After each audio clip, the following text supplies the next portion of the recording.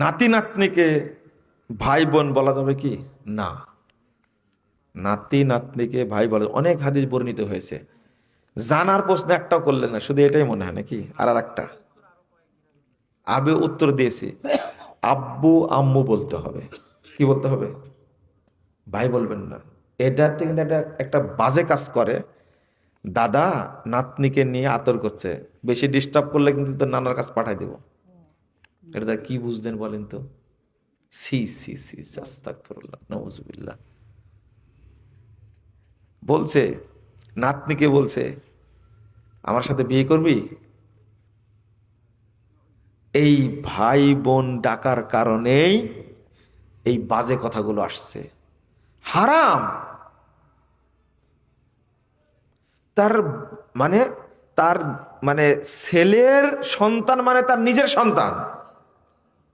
আচ্ছা, আপনার দাদার বাপকে কি বলেন? বড় আব্বা। কেন, ও আবার আব্বা হলে কি করে? তাও বড় আব্বা রে ভাই, এই তো ধরা খায় গেলেন। দাদার বাপ যদি আব্বা হয়, দাদার বাপ, তা কি বললি? বড় আব্বা। তার শুধু আব্বা, বড় আব্বা, বড় বাপ বলি আমরা। তো আপনি এই জায়গায় এসে ধরা খেলেন কেন? আপনার সন্তান ও সন্তান, আপনার সন্তানের যে সন্তান সেও আপনার সন্তান। আল্লাহ রাসূল সাল্লাল্লাহু আলাইহি ওয়াসাল্লাম হাসান হুসাইনকে কি বলতেন? আব্বু বলতেন।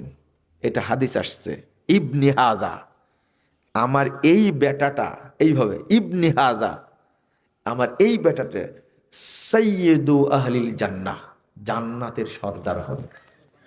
এই যে ইবনি হাজা, সহিহ বুখারী, কোরআনেও আসছে, কোরআনেও আসছে। কি? ইউসুফ আলাইহিস সালামকে তার তার তার তার বাপ বলছে, তোমার বাপ কে? বলেন তো কে? আবাওয়াইকা, তোমার দুই বাপ। ইয়াকুব আলাইহিস সালাম ইউসুফ আলাইহিস সালামকে বলছেন, ইউসুফ কার বেটা? ইয়াকুব আলাইহিস সালাম বেটা না? ইয়াকুব আলাইহিস সালাম ইউসুফ আলাইহিস সালাম বলছে, আবাওয়াইকা, তোমার দুই বাপের রবের ইবাদত করবে। দুই বাপ কে বলেন তো? হ্যাঁ, দুই বাপ কে?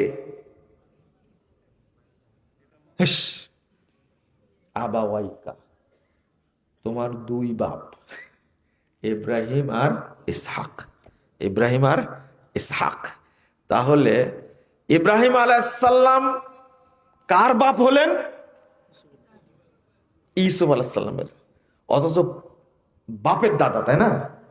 বাপের কি দাদা? দাদা হচ্ছেন কে? ইসহাক। এই দুই বাপ। তাহলে তারা বাপই থাকে, কখনো ভাই হয় না। মনে থাকবে তো? আপনারা অবশ্যই বলবেন, নাতিকে বলবেন আম্মু, যেভাবে নিজের মেয়েকে বলেন মা, বলেন না? মা কোথায় গেলে? ঠিক এইভাবে নাতনিকে বলেন মা। আবার নাতি